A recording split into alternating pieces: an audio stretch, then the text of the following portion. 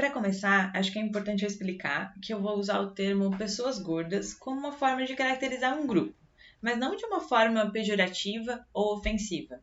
A segunda coisa, é importante eu explicar por que eu comecei a estudar gordofobia. Foi quando eu percebi que nós, profissionais de saúde, somos gordofóbicos na nossa prática, na nossa abordagem. A gente meio que aprendeu a ser assim. Mas também depende da gente e é nossa responsabilidade mudar isso. Por isso essa pesquisa, para conseguir fazer os profissionais de saúde refletirem um pouco sobre a sua prática. Porque a gente sabe que o estigma, o preconceito e a discriminação devem sim ser objetos de preocupação e objetos de pesquisa da saúde coletiva, a fim de a gente conseguir então garantir a equidade no acesso aos serviços de saúde. Mas será que existe gordofobia na saúde? O ativismo gordo, a fim de denunciar essas violências sofridas pelas pessoas gordas dentro dos serviços de saúde, impulsionou o termo gordofobia médica. E por isso, essa minha tese, para conseguir então entender como isso acontece e quais as suas possíveis consequências. Participaram da pesquisa 515 pessoas, de todas as regiões do país, e a grande maioria das participantes foram mulheres. Quando a gente perguntou para elas se elas já haviam sofrido gordofobia dentro dos serviços de saúde, 80% respondeu que sim. Aí a gente pensou, bom, isso deve ser algo pontual e isolado. Foi aí que a gente se assustou com o resultado de que 44% respondeu que sofre gordofobia muitas vezes e 29% quase sempre. Ou seja, a gordofobia acaba sendo algo recorrente no atendimento de saúde das pessoas gordas. Bom, para conseguir então entender um pouco mais como a gordofobia se dá nos serviços de saúde, eu pedi para as participantes relatar alguma situação gordofóbica que elas haviam sofrido. E a partir dessas respostas, eu elaborei algumas categorias que eu vou explanar agora um pouco para a gente conseguir então caracterizar como a gordofobia acontece dentro da saúde. A primeira delas é em relação à falta ou à dificuldade de acessibilidade das pessoas gordas aos serviços de saúde. Muitas delas relataram, então, já deixar de ser atendida por causa de uma questão de acessibilidade. O que, para mim, é uma grande contradição, porque se a gente quer que os profissionais querem que as pessoas gordas busquem os serviços de saúde para cuidar da sua saúde, mas ao mesmo tempo a gente não prepara os serviços de saúde para atender essas pessoas. Na prática, os serviços de saúde, eles não têm uma estrutura arquitetônica adequada, eles não têm maca, cadeira de roda adequada, aparelho de pressão que caiba o braço da pessoa gorda. Ou então até mesmo aqueles limites de peso nas balanças, ou então as máquinas de tomografia ou ressonância que dificultam a realização de exames. Imagina a humilhação de ter que ir numa clínica veterinária para fazer um exame. Isso é uma forma de desumanização das pessoas gordas. Ou então imagina um profissional de saúde dizer que vai precisar de uma balança de açougue para te pesar. Bom, a segunda categoria é em relação ao diagnóstico superficial que é realizado pelos profissionais. Muitas vezes eles acabam fazendo um diagnóstico apenas olhando para o paciente. E também um atendimento que geralmente vem carregado de vários preconceitos e várias suposições comportamentais. A gente sabe que o nosso conhecimento sobre risco, ele deveria qualificar o nosso atendimento. Mas às vezes ele acaba se tornando um preconceito clínico quando o profissional ele tem certeza e ele acha que toda pessoa gorda tem que ter diabetes, hipertensão, colesterol alto. Quando ele trata todo o corpo gordo como se ele fosse igual, como se ele fosse uma bomba relógio. E o que me chamou muita atenção nessa obsessão pela patologização do corpo gordo é quando o profissional de saúde ele não consegue aceitar uma comorbidade, a ausência de uma comorbidade. Ou até mesmo faz com que o profissional não acredite num exame laboratorial. Ou seja, eles estão duvidando dos próprios números, porque ele acredita que todo exame ele tem que dar alterado, quando se trata de uma pessoa gorda. O terceiro ponto é em relação à culpabilização, ou seja, o atendimento da pessoa gorda já começa com um sermão ou com uma bronca relacionada ao peso. Aquela ideia de que a pessoa gorda ela não se cuida e daí ela pode ser punida. Numa lógica de que ela só é gorda porque ela quer. Muitos profissionais acreditam ainda que a pessoa gorda ela só está gorda porque ela ainda não tentou nenhum tratamento de perda de peso. Mas, por exemplo, na nossa pesquisa, apenas 5% das participantes relataram nunca ter tentado um tratamento de obesidade. E essa culpabilização, geralmente, ela vem acompanhada de advertências e riscos de complicações futuras. Na verdade, ameaças, porque elas chegam a ser sentenças de morte.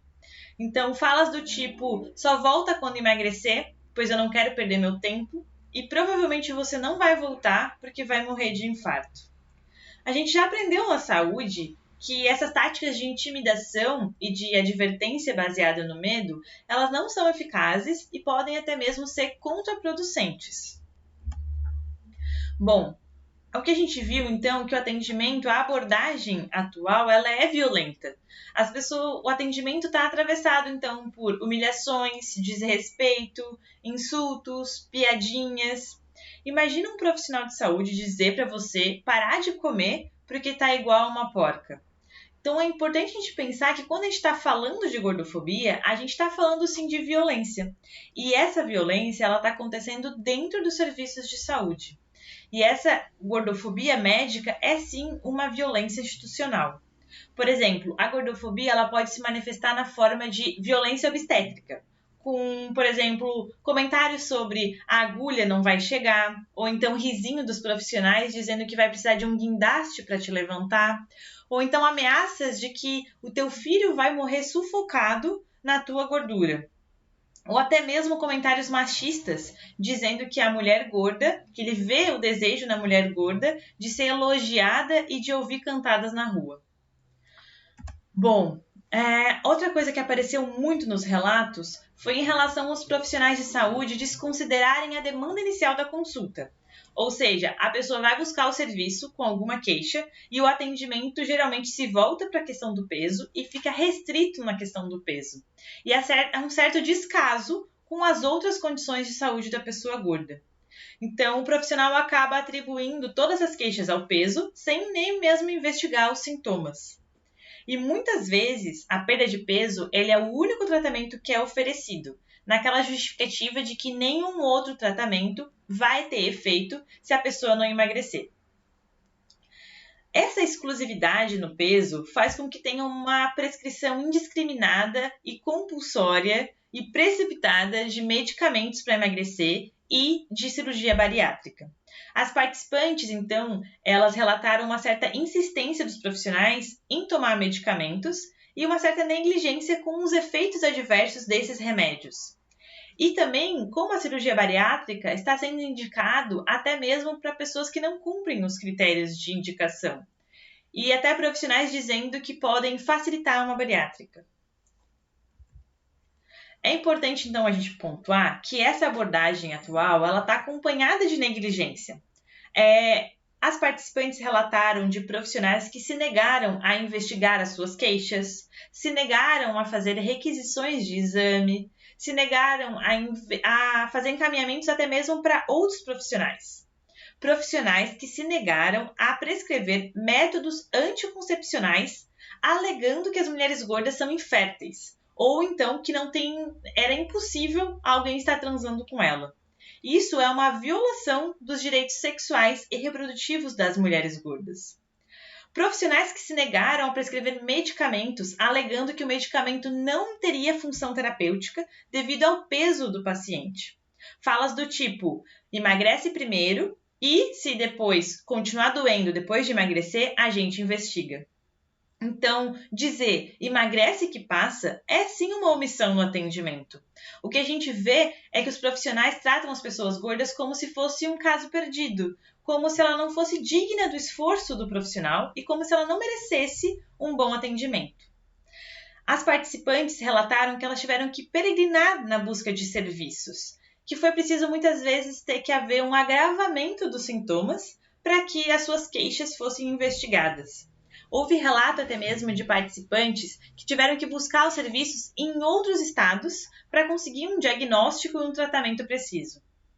Então a gente sabe que a negligência ela dificulta o rastreio das doenças, ela leva a atrasos nos diagnósticos e num agravamento das doenças. Ou seja, as doenças demoram para ser descobertas e tratadas, e isso faz com que o tratamento seja mais difícil, mais invasivo e que daí tenha mais chances de complicações.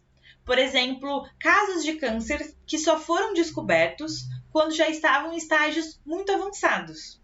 Ou então casos de que foi preciso uma cirurgia ou uma hospitalização de emergência porque as pessoas gordas não tiveram as suas dores investigadas antes. Então, tudo isso se torna um grande paradoxo. Por quê? Porque, afinal, se os profissionais de saúde eles estão preocupados com a saúde das pessoas gordas, por que elas não recebem, então, mais atenção e cuidado?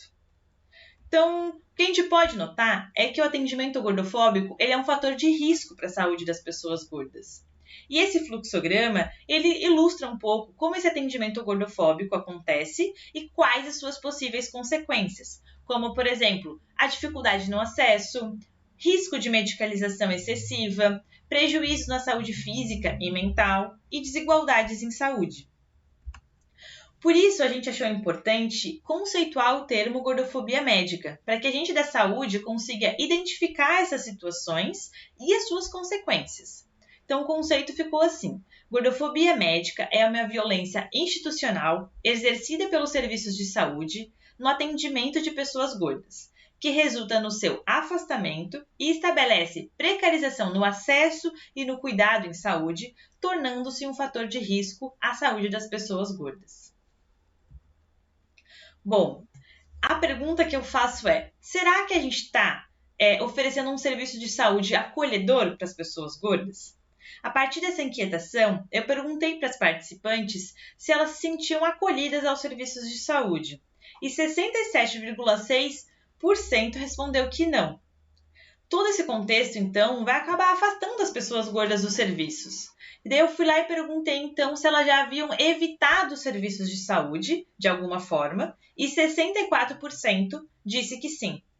Mas por que as pessoas gordas evitam os serviços de saúde? O que será que elas deixam de fazer? Nas respostas delas, elas falavam que evitavam os serviços por medo de sofrer gordofobia, por medo dos julgamentos, da humilhação, do medo de ser repreendida pela aparência, por ser obrigada a se pesar, pela desumanização do atendimento, para evitar até mesmo constrangimentos e olhares, por não ter conseguido às vezes atingir a meta de emagrecimento, ou até mesmo pela falta de infraestrutura e porque não tem as suas queixas e seus sintomas investigados. Elas relataram que elas estão cansadas de não serem examinadas e de não conseguirem respostas e tratamentos adequados às suas queixas. Então, elas relataram, na verdade, um certo pavor em buscar os serviços de saúde devido a traumas anteriores de outros atendimentos. Então, o serviço de saúde, de certa forma, ele tem sido um espaço ameaçador para as pessoas gordas, o que faz com que elas evitem ao máximo a buscar o atendimento em saúde. Então, muitas relatam que não procuram ajuda profissional e que adiam ao máximo as suas consultas. Eu tive relatos de pessoas que estão há 3 anos, há 6 anos, sem buscar ajuda profissional. E muitas vezes elas estão fazendo automedicação para resolver os seus problemas de saúde. Além disso, elas relataram que mesmo elas tendo alguma queixa que elas gostariam de avaliar, elas acabam deixando de buscar ajuda profissional. Elas deixam de dar continuidade a tratamentos, a fazer exames como pré-natal e preventivo, deixar de fazer alguma ressonância porque tem medo de passar vergonha de não caber numa das máquinas, deixar de procurar o serviço de emergência em alguma situação que está com alguma dor aguda, ou até mesmo de cuidar da sua saúde de uma forma preventiva. Ou seja, a abordagem dos profissionais de saúde ela tem afastado as pessoas gordas dos serviços e isso acaba prejudicando a própria saúde delas. Então, adiar ou evitar a busca por serviços faz com que as pessoas gordas elas tenham então condições de saúde mais avançadas e mais difíceis de tratar. E aí eu me pergunto, será que a gordofobia médica ela não pode estar contribuindo para o aumento da morbidade e da mortalidade das pessoas gordas? Será que esse autoestresse dessas discriminações diárias, ela não pode estar contribuindo para a fisiopatologia da obesidade? Bom, o que a gente pode concluir agora é que a gordofobia sim tem um impacto na oferta e no acesso dos serviços. E ela está comprometendo a equidade dos serviços de saúde, né? Gerando uma precarização no cuidado das pessoas gordas, e isso se configura então enquanto um fator de adoecimento para elas. A gente sabe que a gordofobia ela vai acabar afetando então a relação da pessoa gorda com a comida, com a atividade física e até mesmo a sua saúde mental. Então, em relação com a comida, ela aumenta a probabilidade de uma relação transtornada com a comida e até mesmo de se engajar em comportamentos alimentares que podem ser danosos à sua saúde. As pessoas gordas elas estão mais propensas, então, a usar medidas de controle de peso não saudáveis, como usar laxantes, diuréticos, substituir, então, refeições por shakes, ou então até mesmo induzir o vômito. E essas situações, elas muitas vezes são invisibilizadas porque elas são consideradas métodos de perder peso. A gordofobia ela também vai afetar a relação da pessoa gorda com uma atividade física. Por exemplo, na pesquisa, 69% das participantes relataram já ter sofrido gordofobia enquanto estava praticando atividade física. Esse é um fator relevante no afastamento das pessoas gordas das práticas corporais. E muitas vezes essa gordofobia nesses ambientes já começa lá no contexto escolar. A gordofobia ela também vai afetar a saúde mental das pessoas gordas, que vão apresentar então maior vulnerabilidade para depressão, ansiedade, baixa autoestima, isolamento social, insatisfação corporal e até mesmo maior risco de pensamentos e atos suicidas. Ou seja, como eu já disse, a gordofobia é sim um fator de risco para as pessoas gordas. E a gordofobia, então, acaba se configurando um problema de saúde pública. E cabe ao setor da saúde prevenir a sua reprodução. Ou seja, já passou da hora da gente reconhecer, primeiro, que sim, existe gordofobia dentro dos serviços de saúde. Já passou da hora de a gente garantir a acessibilidade das pessoas gordas aos serviços, de a gente elaborar leis antidiscriminação e campanhas anti-gordofobia, de a gente então fazer educação permanente com os profissionais e com os estudantes de saúde que ainda estão na graduação. E também de garantir a participação ativa das pessoas gordas na elaboração de políticas públicas. Porque, afinal, o bem-estar e a saúde delas deve ser a nossa prioridade. E, afinal, como diz a Magda Pinheiro, é impossível uma vida com saúde sofrendo discriminação e em permanente ódio a si mesmo. É isso. Obrigada.